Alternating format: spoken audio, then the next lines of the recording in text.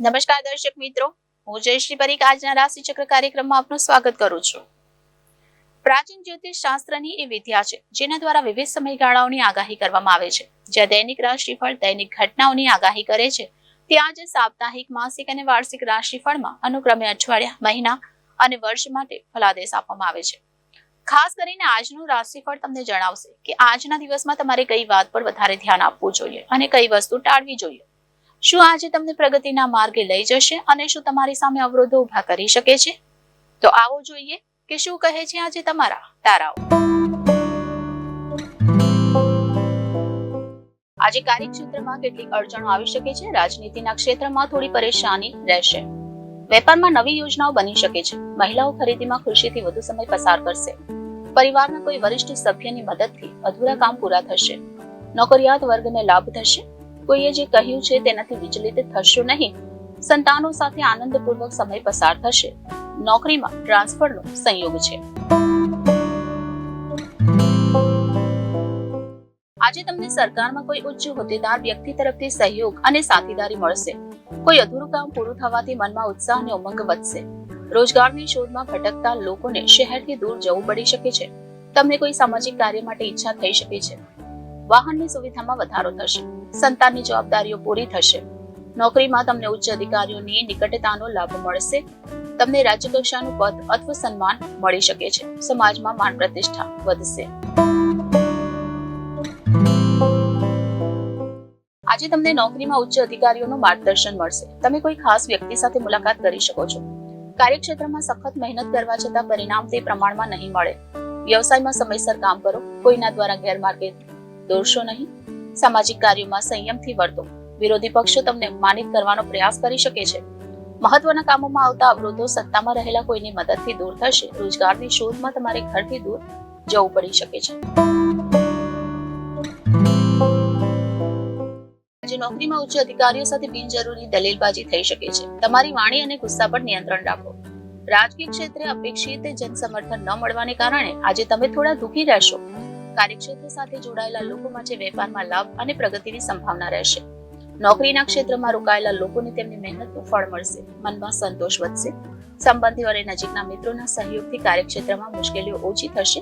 સમાજમાં પ્રતિષ્ઠિત વ્યક્તિઓ સાથે સંપર્ક થશે.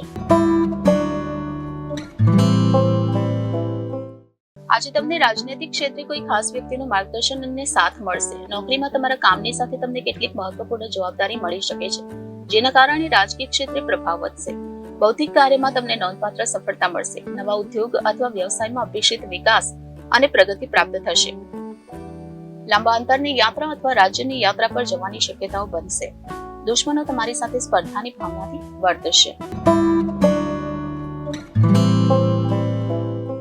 આજે બહુરાષ્ટ્રીય કંપનીઓમાં કામ કરતા લોકોને પ્રમોશનના સારા સમાચાર મળશે. સત્તામાં રહેલા લોકોએ એક સરકારી અભિયાનમાં મોટી ભૂમિકા ભજવવી અને જવાબદારી લેવી પડી શકે છે.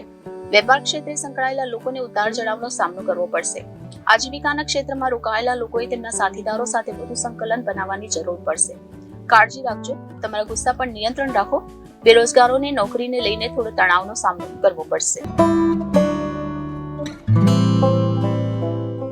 આજે સંતાનોના સુખમાં વધારો થશે. તમને કોઈ જૂના મિત્ર તરફથી સારા સમાચાર મળશે. ધાર્મિક કાર્યમાં રુચિ રહેશે. તમને કોઈ મહત્વપૂર્ણ કામની જવાબદારી મળી શકે છે. નોકરીમાં ગૌણ કર્મચારીઓની ખુશીમાં વધારો થશે. ટેકનિકલ ક્ષેત્રમાં કામ કરતા લોકોને કોઈ મહત્વપૂર્ણ પ્રોજેક્ટની કમાન્ડ મળી શકે છે. વેપારમાં નવા સહયોગી બનશે. ઉદ્યોગમાં પ્રગતિ સાથે લાભ થશે. રોજગારની શોધમાં ઘરે ઘરે ભટકવું પડશે. કેટલાક અધૂરા કામ પૂરા થવાની સંભાવના છે. આજનો દિવસ બિનજરૂરી દોડધામથી શરૂ થશે. તમને કોઈ અપ્રિય સમાચાર મળી શકે છે. લક્ઝરીમાં અપાર રસ રહેશે. કાર્યસ્થળ પર વિજાતીય વ્યક્તિના જીવનસાથી તરફથી તમને ખુશી અને સાથ મળશે.